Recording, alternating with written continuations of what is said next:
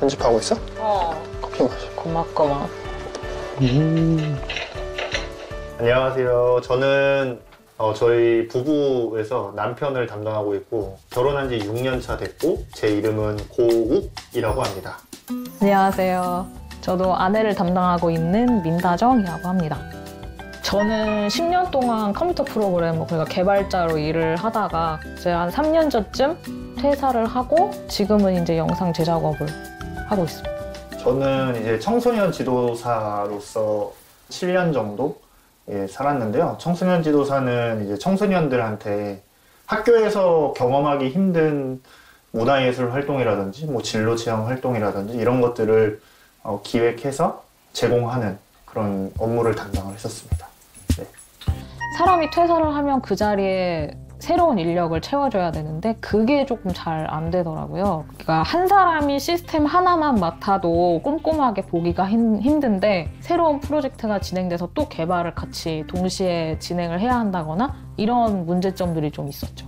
대부분의 직원들이 끼리끼리 모여있을 때만 야근비도 안 주는데 야근해야 하고 당직 써야 되고 좀 짜증난다 이렇게 얘기를 했지만 그거를 표면적으로 드러내서 얘기를 한 적은 없었던 것 같아요. 그 익명성이 보장된 커뮤니티에다가는 이제 그런 불만들을 많이 이제 올리는데 정작 이제 그 상사한테나 회사한테는 직접적으로 얘기는 못하는 뭐 그런 상황들이 있었죠. 다들 밥줄 끊길까 봐. 저 같은 경우에는 뭐 자체 야근이라든지 뭐 자체 주말 출근 조금 더 좀 질 높은 활동을 제공해주고 싶다라는 생각이 들어서 다른 청소년들 가족은 잘 챙겨서 좋은 추억을 쌓았었는데 그러다 보니까 정작 제 가족한테 조금 소홀하게 되는 그런 경우가 조금 있었던 것 같아요. 연애할 때 한 번 이런 적이 있었어요. 8월쯤이었는데 아예 한 달 내내 못 본 적이 있었어요. 네, 한 달 내내 못 본 적도 있었고 신혼 때도 똑같은 것 같아요. 한 달에 한 번 본 경우도 있고요. 부부인데 네. 뭐 주 52시간 이제 법에 근거해서 시간의 근무 수당 같은 거는 잘 당연히 이제 챙겨주는데 문제는 일이 많고 하다 보면 그 52시간 기준을 넘어서 일을 할 수밖에 없는 그런 게 굉장히 많이 있죠. 저는 이제 10년 동안 개발자를 하다가 뭔가 다른 분야로 이렇게 들어서면서 사실 이제 시작하는 단계이기는 한데 뭔가 이런 워라밸이 보장된 삶을 살고 있어서 만족하고 있어요. 어떤 아무리 좋은 그 제도적인 장치가 생긴다고 해도 아무리 잘 차려진 밥상이라고 해도 그 밥상에 같이 앉아있는 사람 중에서 누군가가 이거 왜 이래? 뭐 이런 식으로 이제 해버리면 사실 좋은 밥상도 이렇게 먹기 힘들어지는 경우가 있잖아요. 그래서 결국에는 그런 제도를 회사가 잘 수용할 수 있는 그 문화를 만들어 나갈 수 있게끔 나라 차원에서 뭔가 지원을 해주면 어떨까라는 생각이 드는데 그 방법은 한번 고민을 해보긴 해야겠죠.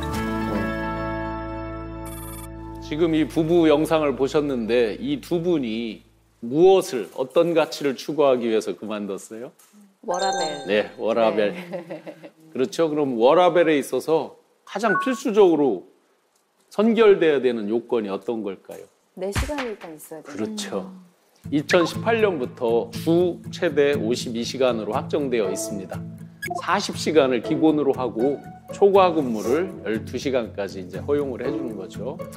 그래서 처음에는 공공기관, 공기업을 중심으로 해서 52시간 노동이 이제 시작이 되게 됐고 지금은 전체 사업장이 다 52시간으로 정착이 이제 되게 됐습니다. 퀴즈 하나 내보겠습니다. 좀 어렵습니다. 산수입니다.